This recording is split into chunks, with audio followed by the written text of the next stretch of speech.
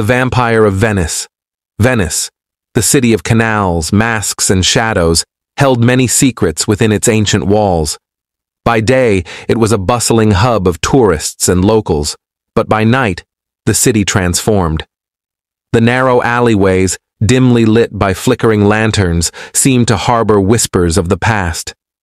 Among these whispers was a legend, often dismissed but never forgotten, the legend of the Vampire of Venice. It began with the disappearances. Young women, beautiful and full of life, vanished without a trace. The first was Bianca, a renowned singer at La Fenice Opera House. Her voice, as haunting as it was beautiful, had captivated audiences.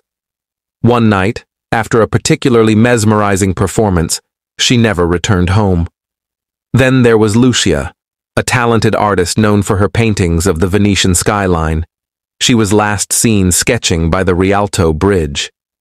The disappearances continued, and the city buzzed with fear and speculation. Inspector Giovanni Marconi was assigned to the case. A seasoned detective, Marconi had seen his fair share of crime, but this was different. There were no bodies, no evidence, just whispers and shadows. The only clue was a recurring detail in the accounts of the missing women. Each was last seen near the water, as if the canals themselves had swallowed them whole. Marconi's investigation led him to a dusty old bookstore in a secluded part of the city. The owner, an elderly man named Vittorio, was known for his vast collection of rare books and knowledge of Venice's darkest secrets. Vittorio listened intently as Marconi recounted the disappearances. "There is an old legend," Vittorio said, his voice barely above a whisper. "A tale of a vampire who once haunted these streets. His name was Count Alessandro di San Marco. He was a nobleman in the 16th century, infamous for his charm and beauty. But beneath his handsome exterior lay a dark secret. He was a vampire, preying on the young and beautiful, drawing life from their blood. Marconi was skeptical, but Vittorio handed him an ancient leather-bound book. This book, Vittorio continued, contains accounts of the vampire's reign of terror. It is said that he was finally captured and entombed beneath the city, in a hidden crypt. But some believe he has returned. Driven by a mix of curiosity and desperation, Marconi delved into the book. The accounts were chillingly detailed, describing the vampire's victims and the fear he had instilled in the city. The final entry spoke of his capture and the sealing of his crypt, hidden beneath a church long forgotten. Marconi followed the clues in the book to a dilapidated church in a neglected part of Venice. It was night, and the air was thick with fog. He ventured inside, the floorboards creaking under his weight. The church was cold and dark, save for the faint light of his lantern. He found a trapdoor near the altar, its edges worn with age. With great effort, he pried it open and descended into the darkness below. The crypt was damp and musty, the air heavy with the scent of decay. Marconi's lantern cast eerie shadows on the walls. At the far end of the crypt, he saw a stone sarcophagus. The lid was ajar, and Marconi's heart raced as he approached. Inside, he found a skeleton, dressed in tattered finery. But what caught his eye was a set of ancient, yellowed teeth, longer and sharper than any human's. As Marconi examined the remains, a sudden chill enveloped the crypt. He felt a presence behind him and turned to find a figure standing in the shadows. It was a man, tall and impossibly handsome, with piercing eyes that seemed to glow in the darkness. The figure stepped forward, and Marconi felt an overwhelming sense of dread.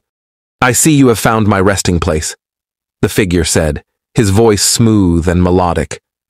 "I am Count Alessandro di San Marco, and you, my dear inspector, have unwittingly set me free." Marconi's mind raced. He reached for his gun, but the vampire was upon him in an instant, knocking the weapon from his hand. Alessandro's grip was cold and unyielding as he lifted Marconi off the ground. "You have awakened me," Alessandro continued, "and for that, I am grateful.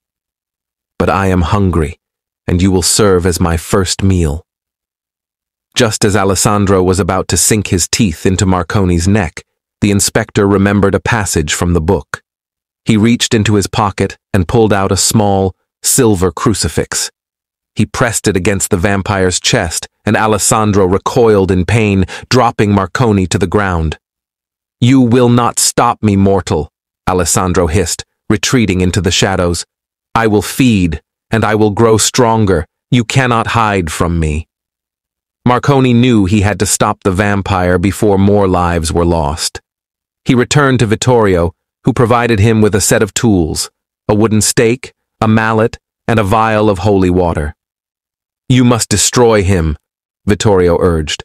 "It is the only way to end his reign of terror." Armed with these tools, Marconi tracked the vampire through the city. He found Alessandro near the Rialto Bridge, preparing to claim his next victim. With a shout, Marconi charged at the vampire, holy water in hand. Alessandro snarled and lunged at him, but Marconi was ready. He splashed the holy water onto Alessandro's face, causing the vampire to scream in agony.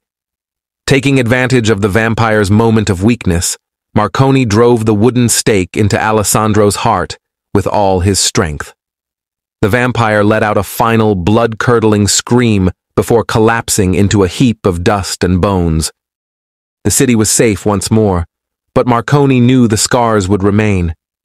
The legend of the Vampire of Venice would live on, a dark reminder of the horrors that lurked just beneath the surface of the beautiful city. And as the sun rose over the canals, Marconi vowed to protect his city from whatever darkness might come next.